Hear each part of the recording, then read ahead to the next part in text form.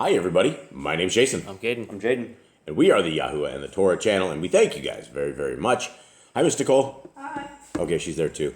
Yes, we thank you very much for hanging out with us. We are your people. You guys hopefully are Yah's people. We are sitting around this little round table out in the middle of a jungle, and we don't get to do this very often, so we want to do this when we possibly can. Today is a dog bath day for us, which means we're prepping all sorts of stuff right now as we get ready to rock and roll. And the rest of our weeks have been completely consumed with all sorts of stuff that is really, really crazy, that we went from being able to do this stuff every single day, multiple times a day, to where we don't even get to do it, once a week. And it's very rare. So anyway, we are blessed that we are able to do this, and we're thankful that you guys are listening in with this. We are in the book of 2 Kings, and this is the kings of Israel. Back in the day, we had Saul, David, Solomon, and you could do Ishbosheth between them if you'd like. And also, as we go down into the kingdoms of Israel, for anybody who doesn't know what the kingdoms of Israel are, you have the northern kingdom, you have the southern kingdom. The northern kingdom is comprised of 10 different tribes. The southern kingdom is composed of 2 tribes. And Israel went into captivity, and Judah also went into captivity, separate times. And Judah was the tribes or the southern kingdom that came back from captivity, but the northern tribe of Israel has never come back, according to prophecy. And so we believe that we are all part of this northern tribe, that we are dispersed across the plains, and that if you are willing to obey the laws, statutes, and commandments of our Creator, then he is willing to graft you into Yisrael, and you can be his child, and he will be our Elohim. And so here we are right now. We are down into the days of Elisha, and we are reading along. Can anybody give me a quick recap of this particular piece, where we're at, what's happening? Anyone remember? By chance, you remember, Jobs? It's Solomon started off in 1 Kings, and he was a really bad king. He was terribly started off with all right things, and as a few chapters went on, he got too many women encouraged evil in his life, and he was overtaken by the evil, and he got cursed for generations, and his generation ended up eviler than him, and the next generation after that, and the generation after that, until we had Hezekiah, who was good. He got rid of all this stuff. He didn't do as much sin, and then it just goes back downhill for sin. We're on to Achab and Jezebel, and Achab died. Jezebel still alive? I think she's still around. Jezebel's still around. And right. So, we have all the kings that are still doing evil. All right, Jay, do you have anything else? We're in the days of the prophets. Now we're in Elijah. Now we're on Elisha, and Elisha is basically our main character now. Yeah, he's our main Holmes, right? He's our main dude. Okay, here we go. And the sons of the Nebiim said to Elisha, "See, the place where we dwell with you is too small for us. Please let us go to the Yarden, and let every man take a log from there, and let us make a place to dwell." And he answered, "Go." What do you guys make of this? Every dude taking a single log. What's a log going to do for everybody? I don't know. Maybe enough logs you can build a house, but you need 15, 20 people in your house to make that one profitable. Yeah, I don't know. Even big logs too. Yeah, I don't know. Okay, 3. Then the one said, "Please undertake to go with your servants." And he answered, "I shall go." And he went with them, and they came to the Yarden, and they cut down trees. And it came to be, as one was cutting down a tree, that the iron axe head fell into the water. And he cried out and said, "Oh, my master!" For it was borrowed. And the man of Elohim said, "Where did it fall?" And he showed him the place. And he cut a stick and threw it in there, and made the iron float. And he said, "Pick it up." And he reached out his hand and took it. Now, we live in a land that we've used a tremendous amount of axes before, right? And if we break an axe, what do? Replace the handle. Yeah, we go. If we replace the handle. That's our problem. Is usually we break handles because we are. I don't know if we're alpha males, but we can definitely put a beating to a handle on an axe. But this particular story, the axe head fell in the water. Now, why would this be a huge issue right out of the gate? And why would somebody have to go loan it? Why would somebody have? Well, he said it was borrowed, so he borrowed it. It was somebody else's that he was using, and then he ended up losing his axe. So yeah, and so is it possible to make iron float? I guess so. Not without a prophet of Yah, I don't think. Okay, and he said, "Pick it up," and he reached out his hand and took it. Sorry, guys, this is a dog's tail hitting the table. Did you shut your door? Mm-hmm. Okay, sorry, we have dogs in heat doing crazy things right now, so we are on patrol. Okay, 8. And the sovereign of Aram was fighting against Yisrael and took counsel with his servants, saying, "My camp is in such and such a place." And the man of Elohim sent to the sovereign of Israel, saying, Be on guard, do not pass this place, for the Armenians are coming down there. The sovereign of Israel then sent to the place of which the man of Elohim had spoken to him, and warned him, so that he was on his guard there, not once and not twice. So it must have been like 3 times? Is that what we're saying? Yeah, maybe. Okay, because if it wasn't once or twice, he must have like told him a bunch of times, I think is the point of that. Is anyone reading with me? Yeah. Does anyone catch this?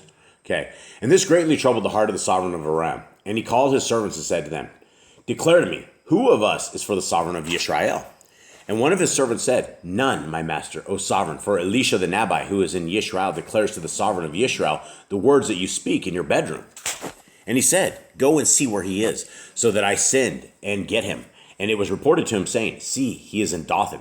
Okay, so who are the Arameans? Who are these people? They are another tribe. Some outsiders, right? Yeah, they're like another And group of Gentiles. And what have they figured out? That the power comes from where? Yahuwah, Elisha's the guy that man of Elohim. Yeah, and so that is what they're doing. So they're saying, hey, let's go get this guy. So you have an entire band of raiders or people that are coming to get this dude. 14. And I think it was Rosie Chica that actually gave us the, I forgot all about the story. We were talking about this. I saw it in the book of Josephus. I talked about it, and I'm like, I can't believe this. And then she pasted this exact same story. So Rosie Chica is more astute in scriptures than myself. So good job, Rosie. Okay, 14. And he sent horses and chariots and a great army there. And they came by night and surrounded the city. And the servant of the man of Elohim rose early and went out and saw an army and surrounding the city with horses and chariots. And his servant said to him, O my master, what do we do?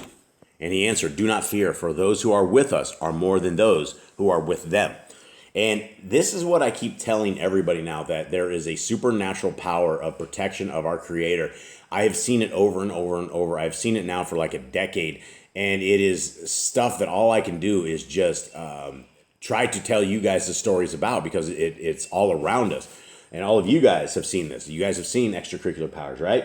Right. Anyone? I mean, you guys seen the fires. You guys seen all this stuff. So what's going to happen right here is I believe this is completely true. And this has happened, and it could happen again. 17. And Elisha prayed and said, Yahuwah, I pray, open his eyes and let him see.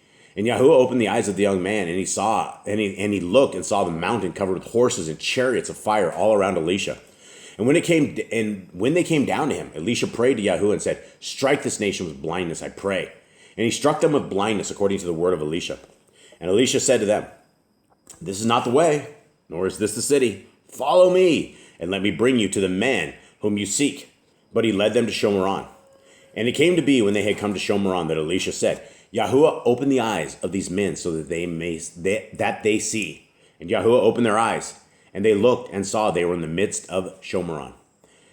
Okay, so you guys understand what happened here? You confuse these guys, and they lost their way, and now they're ended up in some other place. He took them off into, basically he surrounded them. He took this entire, so the book of Josephus talks about this a little bit more in quite a bit of detail. But what happened here is that, first of all, his servant was freaked out, right? His servant was completely freaked out. He's like, Elisha, we're doomed. And then when Yah opened his servant's eyes, and the servant was able to see like the entire hillside in the mountains, all covered with riders and fiery horses and all these things.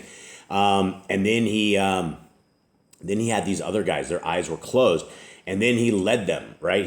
I think they went a long distance away, right? And then they brought him right into the midst of a city of Shomeron, and continued on in 21. And when the sovereign of Yisrael saw them, he said to Elisha, My father, should I smite? Should I smite? But he said, Do not smite. Do you smite those whom you have taken captive with your sword and your bow? Put food and water before them, and let them eat and drink and go to their master. And he made a great feast for them. And after they ate and drank, he let them go. And they went to their master. And the bands of the Aramean raiders came no more into the land of Israel. And after this it came to be that Ben-Hadad, the sovereign of Aram, mustered all his army, and went up and besieged Shomeron. And there was a great scarcity of food in Shomeron. And see, they besieged it until a donkey's head went at 80 pieces of silver, and worn forth of a cab of dove's droppings for 5 pieces of silver. All right, we should probably speak about this, right?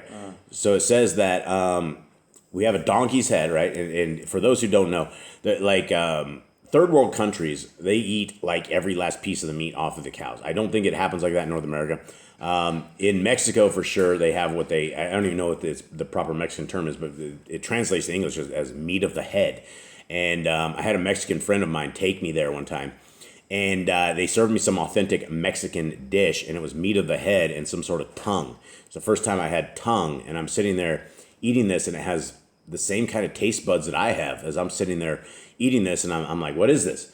And my homeboy Marco, he goes, that's meat of the head, and that's what we have in Mexico. That's good stuff. But that's also the same guy that grew up in Mexico, and he and his dad used to chuck rocks at the squirrels and kill them and eat them at lunch.